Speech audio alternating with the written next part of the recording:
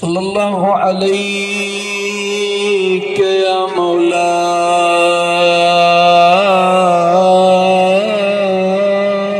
وابن مولاي يا أبا عبد الله.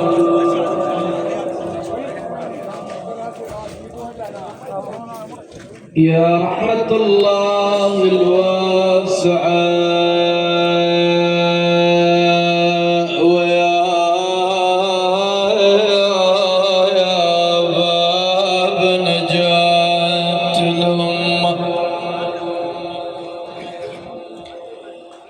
ما خاب يا مولاي من تمسك بكم أمنا من لجأ إليكم. يا ليتنا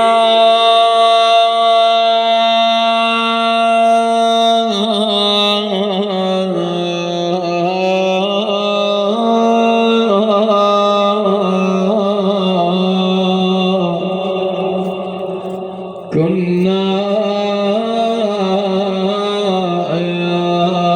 معكم سادتي فنفوز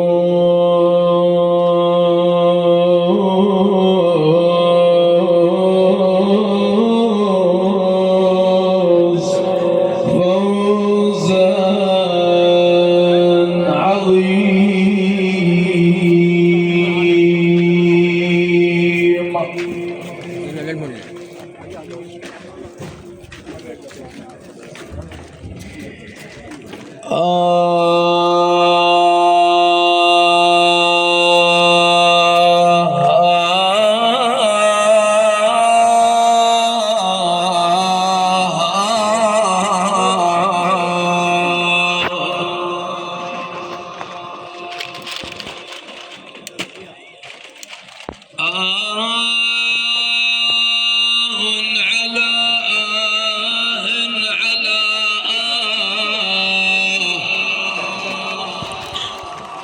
كل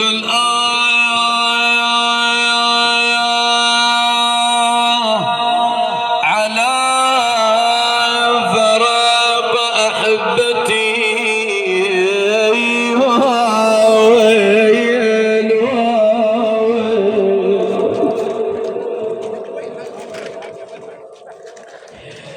رحل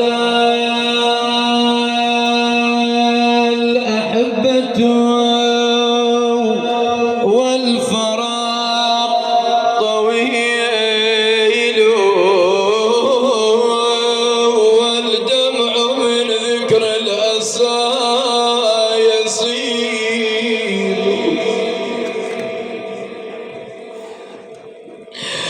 رحل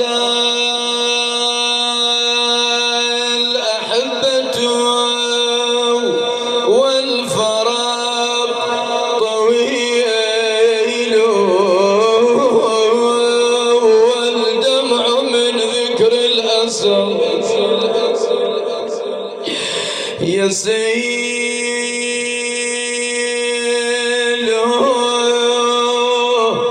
يسيل. فسألتها يا دار أين أحبتي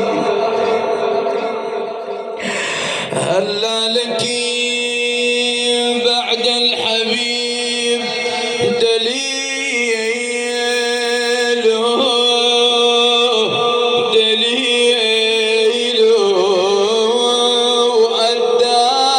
الدار تحزن لو تفارق أهلها. ويقول ألا لا تزان الدار إلا بمنعه. الدار تحزن لو تفارق أهلها يا أبويا. حسن الخليل إذا جفاه خليل حسن الخليل إذا جفاه خليل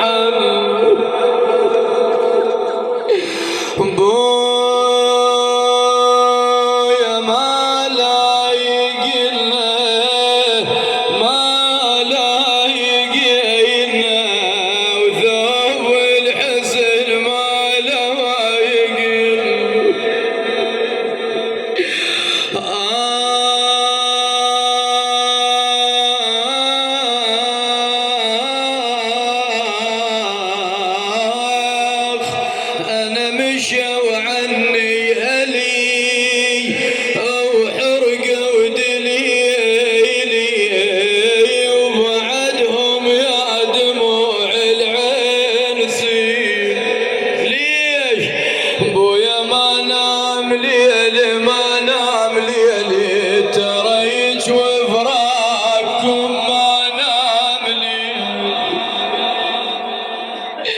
ويلي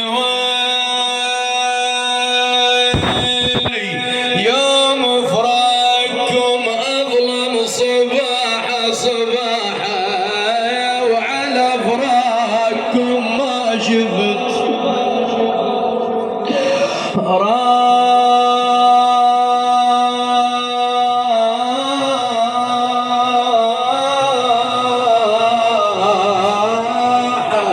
ما شفت راحة أنا راحة ظهر بس لليوم أجركم الله يا جماعة. هنالك أمنية لكل فاقد عزيز لكل فاقد حبيب. شنو هاي الأمنية؟ قال كون على ساعة ويردق الباب والقلب من أيام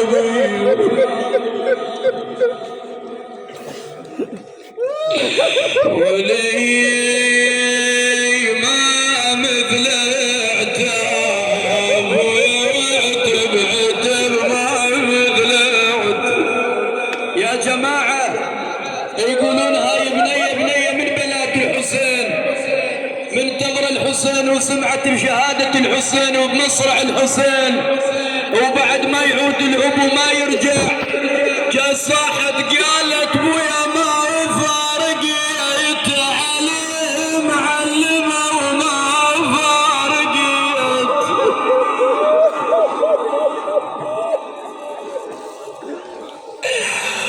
تقول له علي معلمة وما فارقيت وخلاف الولي والخالفيت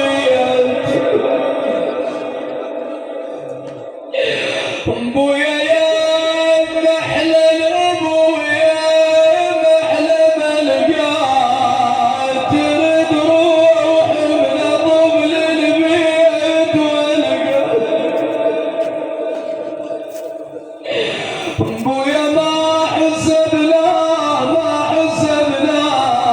بس يوم المفارق ما حسبنا. هاي البنية تدخل الدار شافت الدار مو حشة شافت الدار ظلمة خالية ما بيها أحد إيش مصيد للدار تتكرر صور بالعين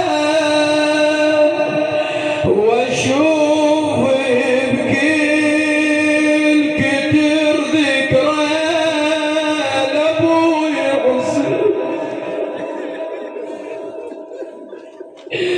ايش مصيد للدار تتكرر صور بالعين واشوف بكل كتر ذكرين ابوي حسين اهلي ويلي الوعد والواعد أهلي وين أنا منين والفرق لفتني لكنما الأمر لله إنا لله وإنا إليه راجعون.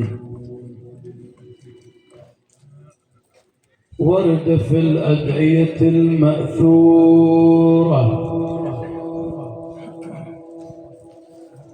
ورد في الأدعية المأثورة اللهم إني أعوذ بك من العديلة عند الموت دعونا نبعث هدية إلى أمواتنا جميعا والشهداء كذلك، وأفضل هدية ألا وهي الصلاة على محمد وآل محمد.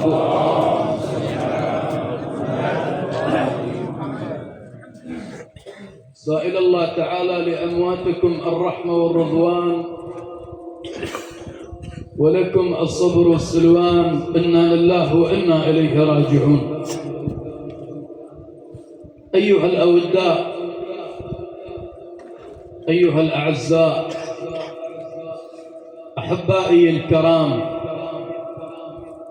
من الأمور الخطرة والمخيفة ألا وهي العديلة التي تأتي للإنسان في وقت احتضاره. شيخنا يعني شنو في وقت احتضاره؟ يعني في آخر حياته، في آخر اللحظات من هاي اللحظات ويرتحل عن الحياة، يرتحل عن الدنيا. هنا العديلة بهذا المكان بهذا الوقت تأتي. خوش. وإذا جاءت العديلة للمحتضر، أي بما معنى تعدله من الحق إلى الباطل العياذ بالله، ومن الهدى إلى الضلال، ومن الإيمان إلى الكفر. أقرب لك معناها أكثر من ذلك، أي بما معنى سوء العاقبة. إحنا مو عندنا حسن عاقبة وشنو مولاي عندنا سوء العاقبة. هذا معنى العديلة. فالعديلة تترقب المؤمن حتى في آخر حياته. ولهذا ورد عن النبي الأكرم صلى الله عليه وآله وسلم قال لا يزال المؤمن خائفا. هسه هم مؤمن وهم خائف منين؟ اسمع. قال لا يزال المؤمن خائفا من سوء العاقبة. هاي وحدة خلها يمه. اثنين قال ولا يتيقن الوصول إلى رضوان الله تعالى. يا رسول الله مؤمن وبعد ما متيقن، شو وقت يتيقن؟ لما يصير واحدنا عمره 70 قال لا، 80 قال لا، 90 قال لا، شو وقت يتيقن؟ قال ولا يتيقن الوصول إلى رضوان الله تعالى حتى يكون في وقت نزع روحه وظهور ملك الموت له. يص آخر ثواني يقول هنا يوم يتيقن. فالمؤمن يبقى خائفا من العديلة حتى في آخر لحظاته، حتى في آخر حياته، ويدعو الله عز وجل بحسن العاقبة. لأن ورد في تراث الأئمة يقول إن إبليس يحضر عند المحتضر. إبليس يحضر عند المحتضر ويحاول أن يغويه، أن يشكك. بمن يشكك يا جماعة؟ في معتقداته، في دينه، في إيمانه، في علمائه، في مقدساته، بحيث يعدله من الحق إلى الباطل ومن الإيمان إلى الكفر. يعني أذكر لكم في حادثة وبها محل شاهدنا إن شاء الله تعالى، بس أريدك وياه. هاي الحادثة ينقلها واحد من علمائنا، هو السيد ومرجع من المراجع، فقيه من الفقهاء، عالم من العلماء. هذا السيد المرجع يقول أنا كان لي صديق في الدراسة الحوزوية،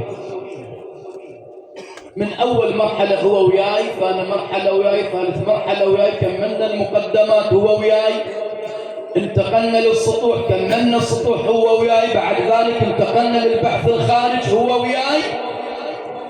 يقول إلى أن وصلت إلى مرجع تقليد. يقول أنا صرت مرجع تقليد، بقت الناس تقلدني.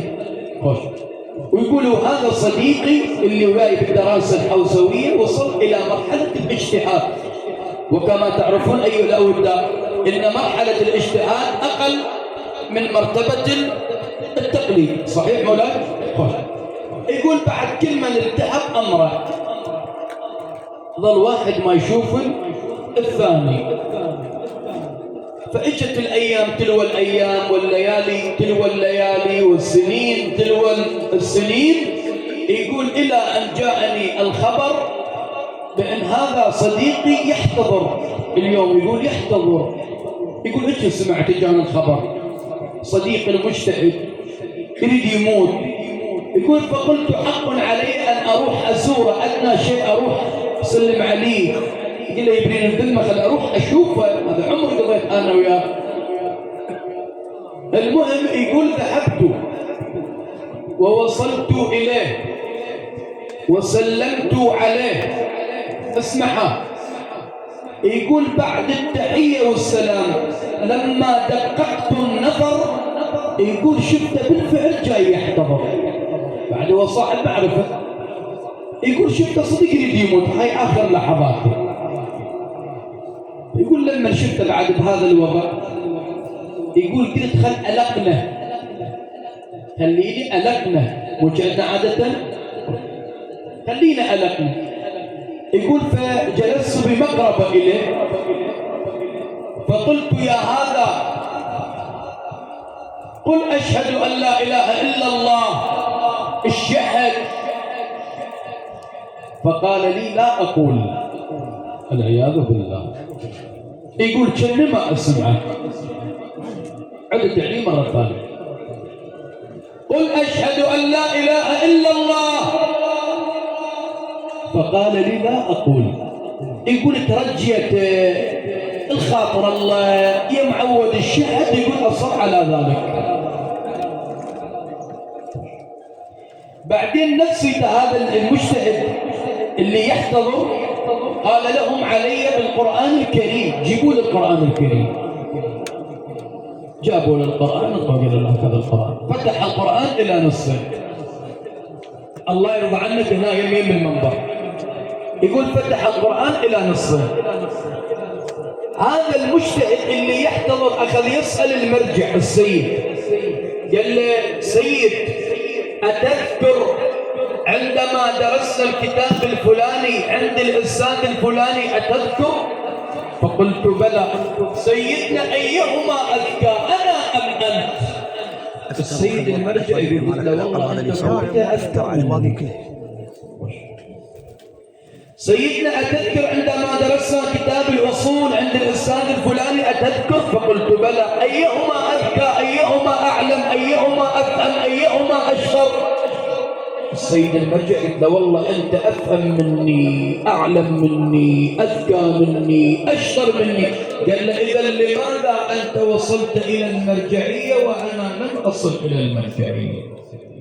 شوف الشيطان شلون أقواه، شوف إبليس شلون إلى دور يا جماعة.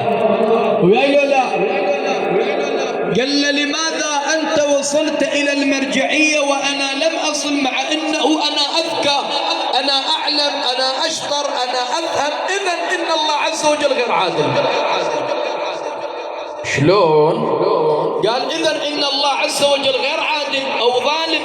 بعد ذلك بصق في القرآن، أغلق القرآن حتى مات. شنو مات مولاي؟ شنو مات؟ مات كافر. كافر لو لا؟ مات كافر العياذ بالله. فهاي طامة كبرى. شوية نفسيته تلوثت، الظاهر كانت نفسه تأنبه. ليش قال وصل للمرجعية وأنا ما أصل؟ يقول الأناء ينضح ما فيه. نهاية نضحوا. وليش لقى الشيطان بعد رحمة القضية.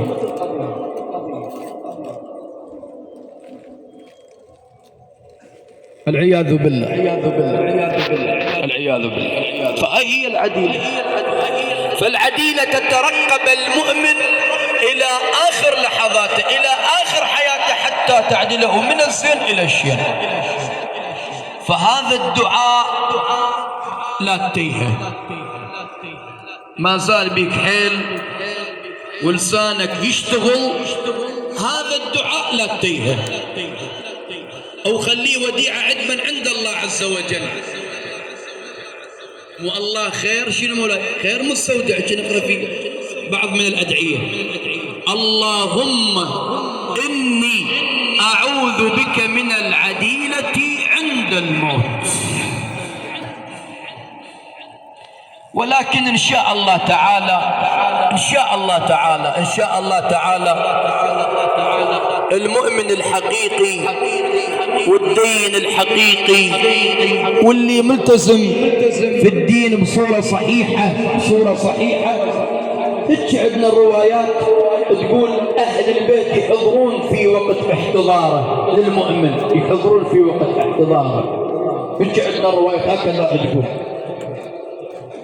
يعني النبي الرواية يقول يحضر للمؤمن في وقت احتضاره.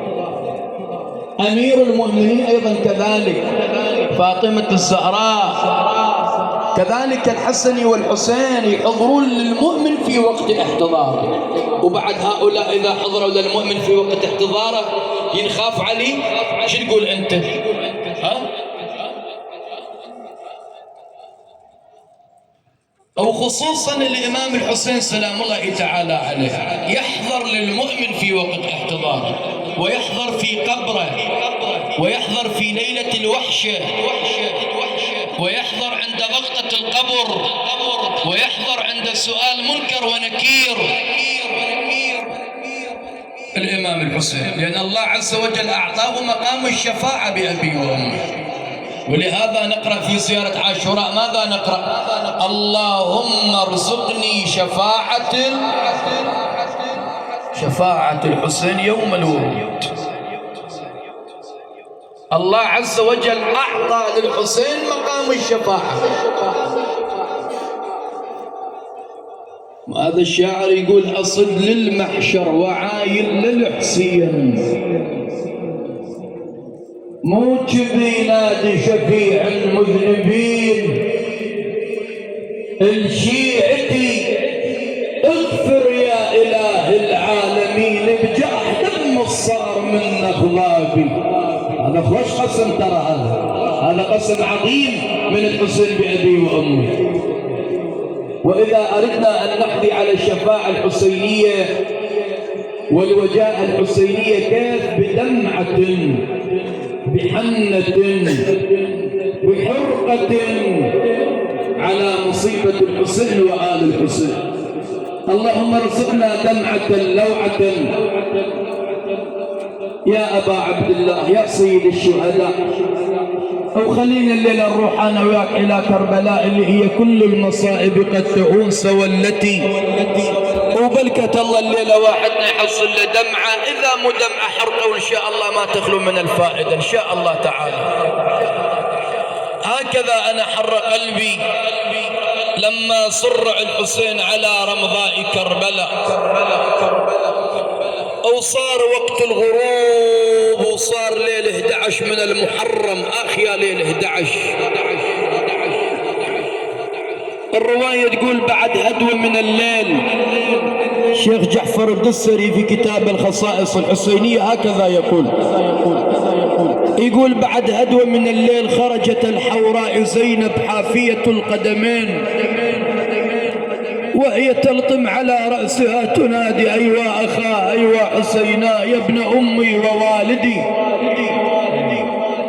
عاد وإذا بالإمام زين العباد ناداها بضعيف الصوت قال لها عم زينب أنت عالمة غير معلمة، عم أنت عندك علم وين رايحة لولا؟ ترى أنت رايحة اتجاه الأعداء، أنت رايحة اتجاه المصرع، رايحة اتجاه الجثث.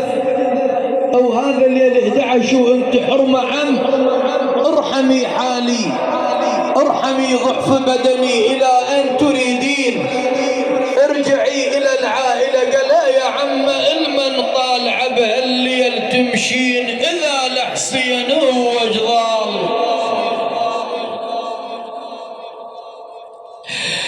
أخاف أن ما تعرفين وتتيهين، وخاف أن لو تعرفين تموتين، وخاف بجثة وليدك تعثرين. المن طالع ايش تلقين منه؟ ليش يا عم والحوافر قطعن؟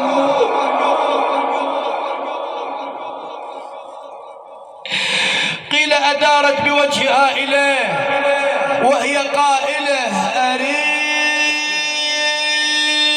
أقعد بكتر حسين وانعى وصي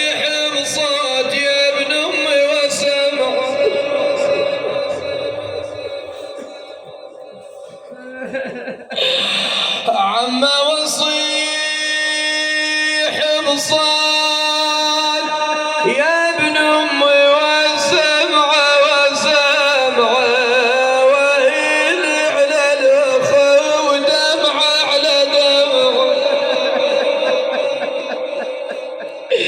أنا مصاب حسين والصح شاير عيش لون أعوف وادعى على زينب ضاقت الوصف.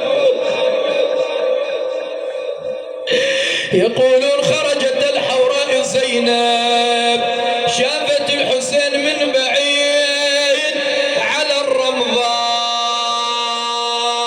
نايم خيش لا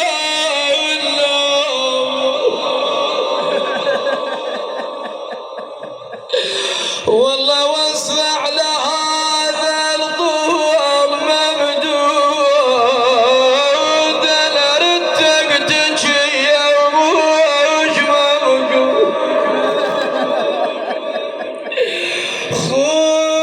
خويا ما ظنت عود بعد ذيك اللي اولي ما ظنت. خويا ذليلة ذليلة ذليلة وحق يقدره روحي ذليلة. أنا فراقي وهضم ما بي حيلة ما بي حيلة خيعان الشوف أقدر دليل والله تغيبون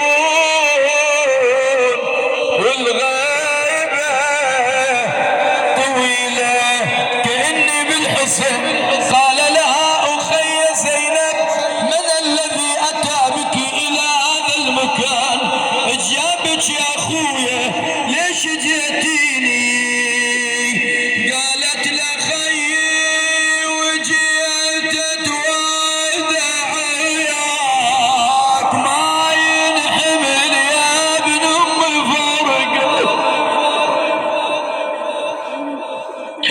والله ولات النساء يا حسين وانساك شلون انساك يا ابن امي ومرضعنا ثلث مرضع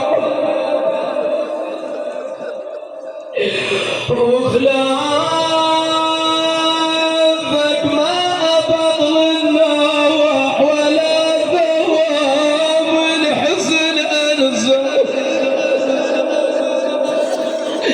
عاد الحسين قال لها أخي زينب تعزي بعزاء الله لمن هذا البكاء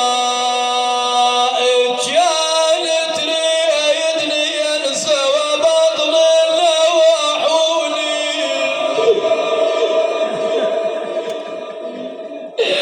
أخي ذكرك من قلبي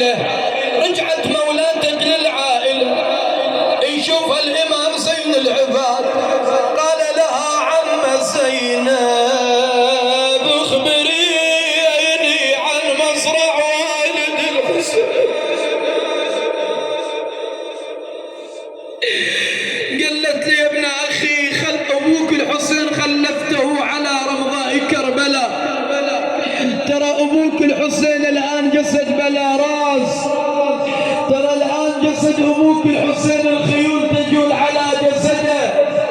قيل جلس الإمام على التراب، أخذ يلطم على رأسه ينادي أيوة أبتاه، ينادي أيوة حسيناه. قال له سيدي مولاي ابن رسول الله، أنت إمام معصوم، لمن هذا البكاء؟ قم من هذا المكان. قال هم وين ما كان خلوني أقعد وين ما كان،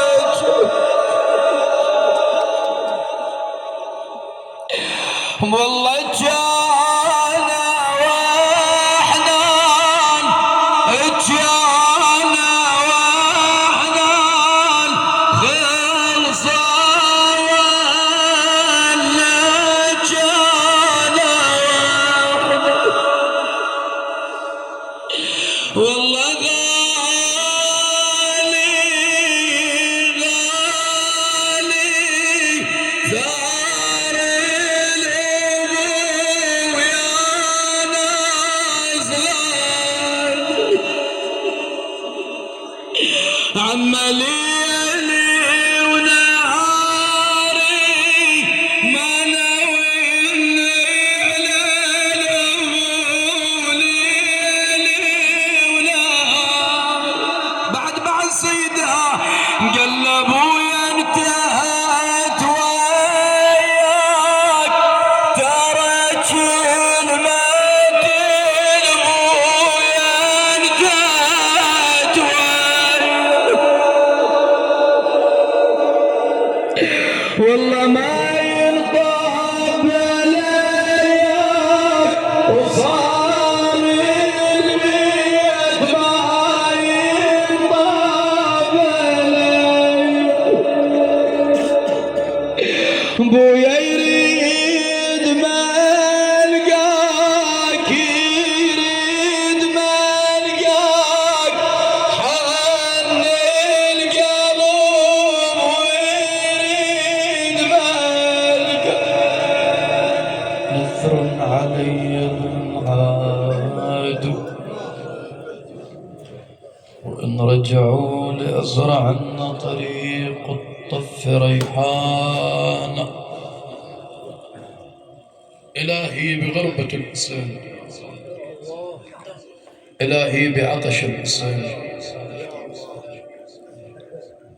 اللهم أعز الإسلام والمسلمين، وأذل الشرك والمشركين، ودمر أعداء الدين، واحفظ عبادك الموحدين، وانصرهم على القوم الكافرين، واجعل بلاد الإسلام آمنة مطمئنة يا رب العالمين. اللهم ثبتنا على ولاية أمير المؤمنين، اللهم عجل لمولانا صاحب العصر والزمان. إلهي من أوصانا بالدعاء اقضي حوائجهم، شافي مرضاهم بحق مولاتي المظلومة المقهورة الزهراء فاطمة.